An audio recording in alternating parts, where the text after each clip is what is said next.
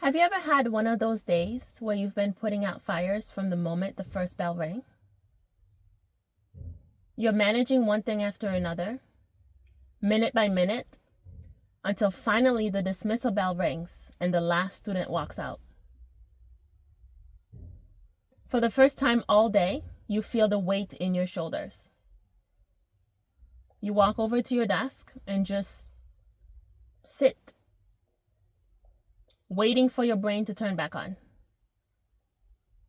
Then you realize it's going to be a while. But here's what's strange.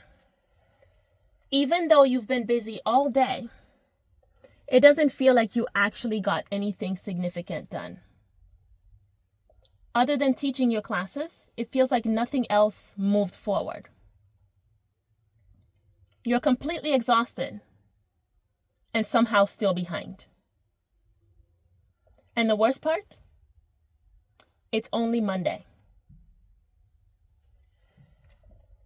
Drop a raised hand emoji in the comments if you've been there. Sometimes it helps to know you're not the only teacher who feels this way. Most people assume exhaustion comes from working long hours. And that's certainly part of it.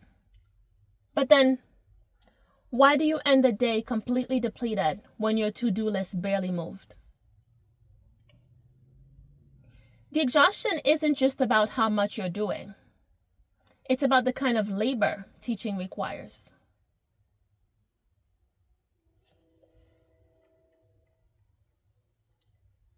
One reason is the sheer number of decisions you're making all day. There's actually a name for this. Decision fatigue.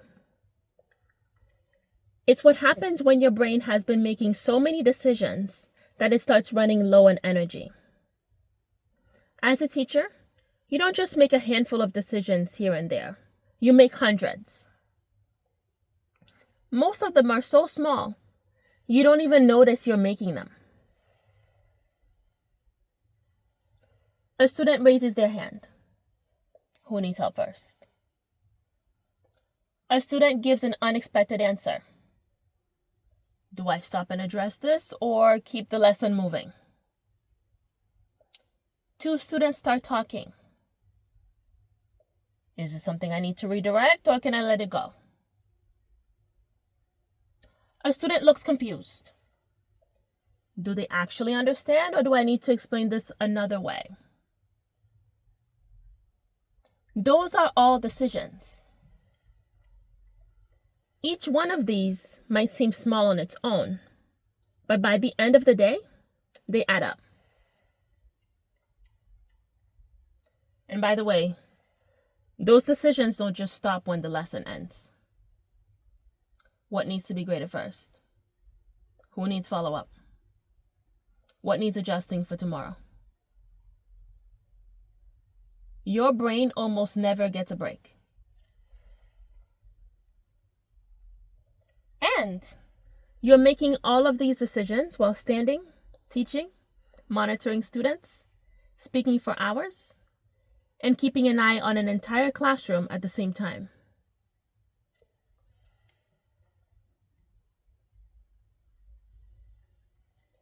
It's not just the number of decisions, it's the weight they carry. Because as a teacher, you rarely have the luxury of taking anything lightly. You're constantly asking yourself, is this the right response? Is this going to help or make things harder? Am I missing something important? For instance, a student is struggling. What support do they need? A behavior happens. How do you respond in a way that's fair and effective? A lesson isn't working. How do you adjust while still moving students forward? A grade needs to be assigned. Does it accurately reflect what the student knows? A parent has concerns. How do you communicate while maintaining the relationship. These aren't simple choices.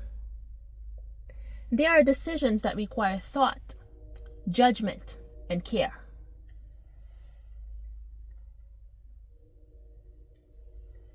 Many of those decisions involve children you care deeply about. When working with this vulnerable population, everything matters. Whatever a student walks into your classroom carrying, you have to take into account. You have to build relationships with students close enough to influence learning, but far enough not to blur any lines.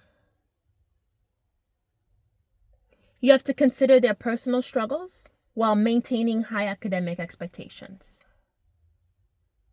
You have to care for the whole student without taking on every challenge they might be facing. You're constantly walking that tightrope, hoping that it doesn't snap. And it doesn't stop there. From before you arrive until long after students leave, you're constantly weighing, adjusting, and responding, not for one student, but for 100 or more. And the hardest part? You're not just making these decisions one at a time. You're making them while constantly being pulled in different directions. Think about a typical day. It's third period. You answer 5 questions. Resolve a conflict. Redirect off-task behavior. Take a phone call. Respond to an intercom announcement. Troubleshoot the projector. Welcome 2 late arrivals. And adapt instruction on the spot. All without losing the attention of the rest of the class. And mind you, that's just one lesson. The work outside of live instruction requires focus too. Planning, grading, writing reports, documentation, responding to emails, and meeting deadlines. Here's what most people don't notice. You're planning, writing a report. A student interrupts. Then the phone rings. Then attendance. Then behavior. Then the projector. Then someone cries. Then back to planning. Except you never fully go back. How could you? Every time your attention shifts, your brain has to stop one task, figure out the next step, reload where it left off before you can even get back to the task at hand. That constant switching takes a toll.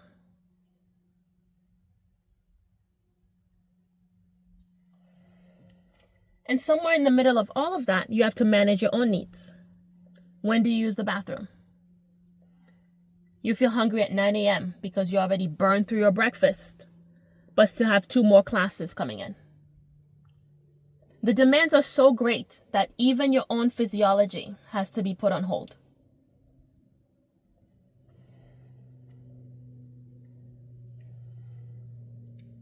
Somewhere along the way, you stop being a person with needs and become the person everyone else needs something from.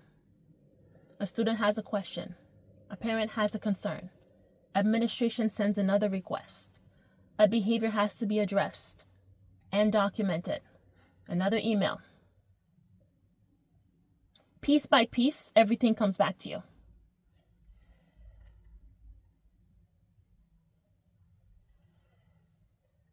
The most important decisions deserve thoughtful attention, but teaching often requires you to make them in seconds. You're making hundreds of decisions, many carrying real consequences, all while constantly being interrupted. You're not just working hard anymore. You're trying to operate in conditions that were not designed for human function. No wonder you're exhausted. You are always on. Even when you're off, you're on.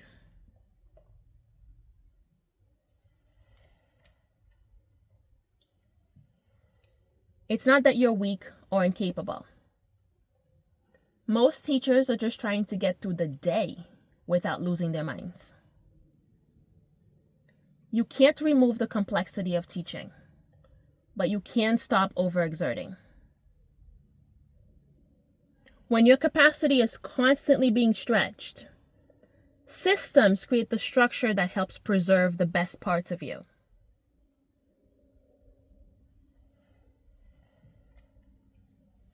If you're done being drained, take my free Teacher Systems Assessment to discover which systems are creating the most friction in your day. Until next time, take care.